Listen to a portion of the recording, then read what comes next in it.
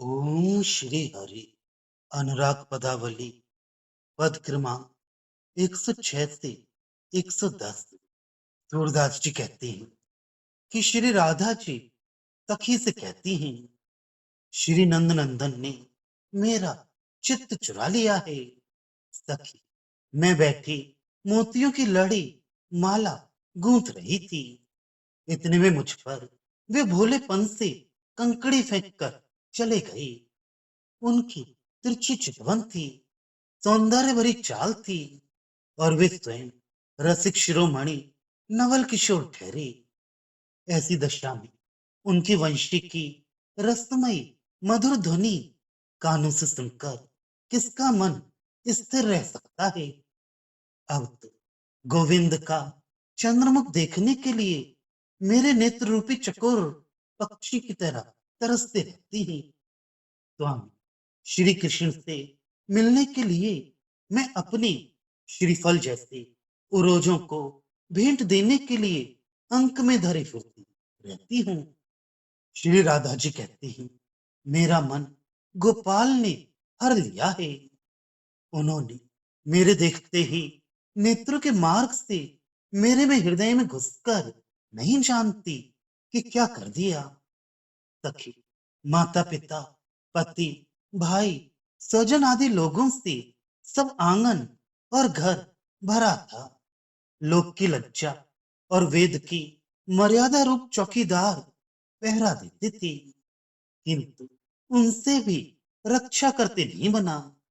वे भी रक्षा ना कर सके। कुल की लज्जा रूपी कुंजी बनाकर तथा धैर्य का ताला लगाकर उस घर में धर्म को रख कठोर हृदय के भीतर पलकों के द्वार बंद करके रख दिया था। किंतु इतना उपाय करने पर भी कोई भी सफलता ना मिली। बुद्धि ने विचार बल के साथ परिश्रम करके उस उत्तम धर्म रूपी धन को संचित कर रखा था, जो अविचल था, कभी टला ना था। मैं धर्म पर सदा दृढ़ थी। किंतु सखी, केवल देखकर ही गोपाल ने मेरा चित्त चुरा लिया। उसी सोच चिंता से शरीर जला जा रहा है। राधा जी कहती है, सखी, मेरा मन तब से लौटा ही नहीं। वह जो श्याम सुंदर के साथ गया तो वहां से कहीं हटाने पर भी नहीं हटा। मैंने जो जवानी और सौंदर्य के गर्व का धन परिश्रम पूर्वक एकत्र करके हृदय में रखा था, तो क्या कहूं सखी, कुल और शील सदाचार का संकोच है। वस्तुतः तो सर्वस्व ही मेरे हाथ लग गया है।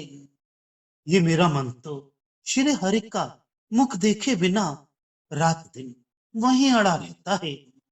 इस व्यर्थ की लज्जा से कुछ भी काम नहीं बना। श्री राधा जी कहती है, ये सब दोष मैंने ही किया। नेत्र भरकर श्याम सुंदर के रूप को देखते देखते उनके मोहित करने वाले फंदे में पड़ गई। मेरी सुकुमार किशोरावस्था और उस पर विवेक रहित हूं, अतः उनके प्रति ललचाने में डरी नहीं। अब तो वह छवि हृदय में प्रविष्ट हो गई है, हटाने से भी हटती नहीं। वह चंद्रमुख सम्मुख रहने पर अत्यंत सुख और वियोग ना हो जाए, इसका दुख अकुलाहट और व्याकुलता होती है। बुद्धि, विचार, बल तथा वाणी असमर्थ हो जाती है और आनंद की उमंग पूर्ण हो जाती है। सुनो, यद्यपि शील के साथ मैं अपने शरीर से उनकी ओर चली नहीं, फिर भी उनके मुख पर वंशी को देखकर उल्टे कामदेव से जल गई। शील ने मुझे शांति नहीं दी। श्री राधा जी कहती हैं, सखी, नहीं जानती, पता नहीं तभी से श्याम सुंदर ने मुझे क्या कर दिया। जिस दिन से वे मेरी दृष्टि में पड़े, मुझे दिखे, उसी दिन से मेरा सारा ज्ञान ध्यान विचार और एकाग्रता उन्होंने छीन लिया। अचानक ही वे मेरे द्वार पर आ गए थे। मनमोहन का मुख देखकर मैं आंगन में खड़ी रह गई। उस समय मेरे शरीर में काम जनित वेदना बढ़ गई। मोहन ने मेरी ओर आंखों से कई बार संकेत करके कुछ एक भाव सूचित किया और फिर अपने पीतांबर का उत्तरीय हाथ में लेकर अपने मस्तक पर घुमाया।